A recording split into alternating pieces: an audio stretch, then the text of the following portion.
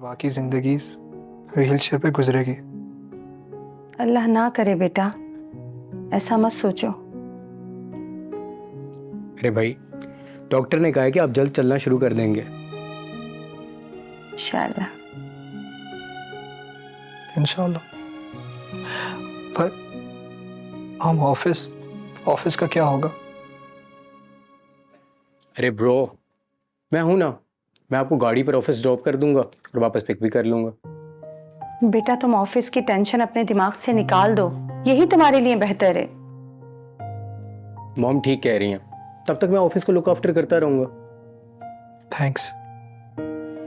Thanks की इसमें क्या बात है?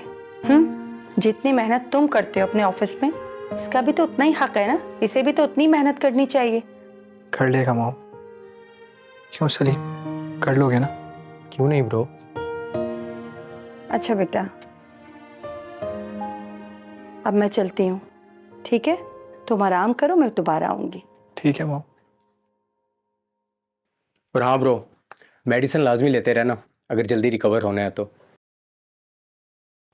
ये भी कोई कहने की बात है मॉम? मेडिसिन तुम इसे अपनी तरह समझ रहे हो कि मेरा बेटा दवा नहीं खाएगा? जैसे तुम बचपन में सारी मेडिसिन फेंक दिया करते थे ना, ये ऐसा नहीं है, ये टाइम पे दवा खाएगा और इंशाल्लाह बेहतर भी होगा। चलो अब। अरे मॉम, मैं इतना भी बुरा नहीं था। अच्छा ब्रो, ये बताएं आपके लिए क्या ऑर्डर करूं, बर्गर या पिज्जा?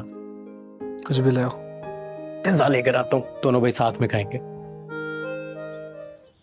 जो दूसरों की खुशियां छीनता है ना, कुदरत उसकी खुशियां छीन लेती है। अल्लाह ना करे जो मैं किसी की खुशियां छीनूं, और वो भी अपनी ही बहन की। छीन तो तुमने ली है। वैसे एक बात कहूं, अब बोले बगैर तो तुम रहोगी नहीं, तो बेहतर है बोल ही दो।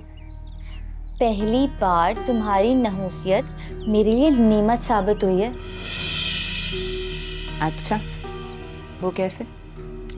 वो ऐसे कि अगर तुम इत्तेफाक से हमजा के सामने उस दिन ना आती तो मेरा रिश्ता हमजा से नहीं टूटता। काश ऐसा होता तो कितना अच्छा होता है। ए, जबान संभाल के बात करो। खाक अच्छा होता? क्यों, तुम्हारा रिश्ता हमजा के साथ आया था? हाँ, मगर तुमने काली बिल्ली बनकर मेरा रास्ता काटा और उसे उचक लिया। इसमें मेरी कोई गलती नहीं थी, चाहे था या नहीं था। देखो, अगर हमजा से शादी मेरी तय होती तो वो बारात मेरी वापस जाती, क्योंकि एक्सीडेंट तो उसके नसीब में था ना। पता नहीं नसीब को क्या मंजूर। देखना, मैं अपनी किस्मत खुद लिखूंगी। अरे मैडम, अगर कपड़े तय हो गए ना तो तुम्हारे बाप को चाय की तलब हो रही है। जाओ महारानी। हाँ। मेरी अच्छी अम्मी। अरे हटो भाई, आप इधर आए ना, बैठे आप इधर। खराब कर देती है लड़की। जाओ। जी मैं बस जा रही।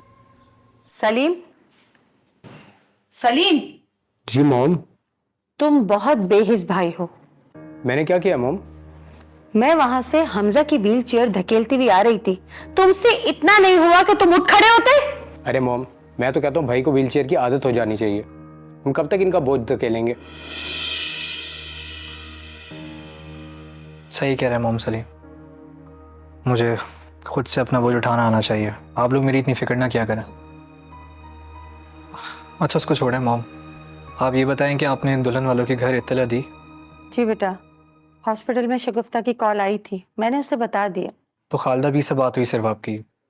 अनीला के घर में किसी से बात नहीं हुई? मेरी हिम्मत ही नहीं पड़ रही थी उनसे बात करने की, लेकिन मैंने फिर भी उनसे बात की। पता नहीं क्या कयामत टूटी होगी उनके घर वालों पे।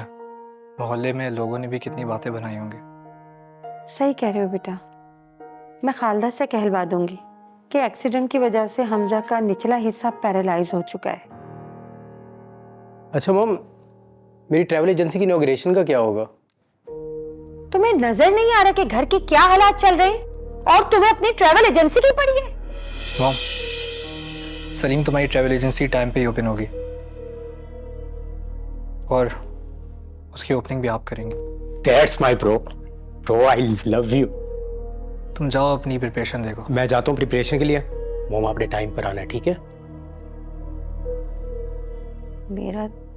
मेरी तो समझ से बाहर है ये लड़का। क्यों भाई, क्या कर दिया अब इसने ऐसा? तुम देख नहीं रहे? उसे किसी की फिक्र नहीं है, किसी के जीने मरने से उसका कोई लेना देना नहीं है। अरे मॉम, बस थोड़ा लाओबाली सा है और कुछ नहीं। अब ऐसा भी क्या कि बैठे बिठाए उसे ट्रैवल एजेंसी की सूझी? अरे मॉम, इसके टाइप का ही काम है और ये पिक कर लेगा। अपने जमे जमाए बिजनेस को तो वो टाइम देता नहीं है, तो नए बिजनेस को क्या खाक टाइम देगा वो? जरूर देगा मॉम, जरूर देगा। तुम इतने वसूख से कैसे कह रहे हो? मॉम, इसलिए कह सकता हूँ क्योंकि इसने ये बिजनेस खुद चूज किया है और मैं जानता हूँ कि ये आज नहीं तो कल रिस्पॉन्सिबल हो ही जाएगा। अरे आज रास्ता कैसे भूल गई? बारात के बाद तो ऐसे गायब हुई जैसे गधे के सर से सींग। शगुफ्ता बहन, इसी शर्मिंदगी की वजह से तो मैं नहीं आ पा रही थी।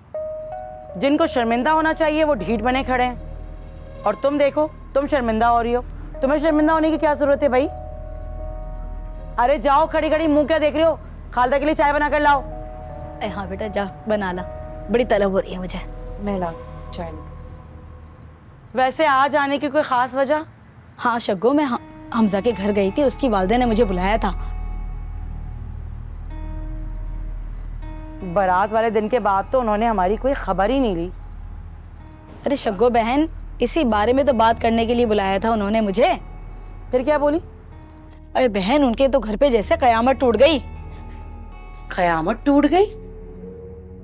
भाई अचानक से कैसे? हम तो समझते थे सिर्फ एक्सीडेंट हुआ है। अरे उसी दिन एक्सीडेंट की वजह से हमजा बेचारा माजूर हो गया। माजूर? मुझे तो हमजा की हालत देख करके बहुत ही अफसोस हो रहा है। अरे कैसा जवान बच्चा, बेचारा व्हीलचेयर पे बैठा रहता है शग्गो।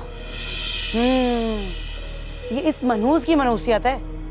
ना वो मेरी आमना से शादी का रिश्ता ठुकराता और ना उस पे एक काले बादल छाते। अरे नहीं शग्गो, इसमें इस बेचारी का क्या कसूर, जो किस्मत में लिखा था। मुझे ये बात पता चली तो मैंने कहा बताती चलूं तुम्हें। अच्छा क्या ना बता दिया, इससे ये तो साबित हो गया ना ये है जन्म जन्म की मनहूस। इसकी वजह से सारी जिंदगी अजाब में डल गई है। जो इससे रिश्ता जोड़ेगा ना वो जिंदगी भर पछताएगा। हमें देखो ना, मनहूस कहीं।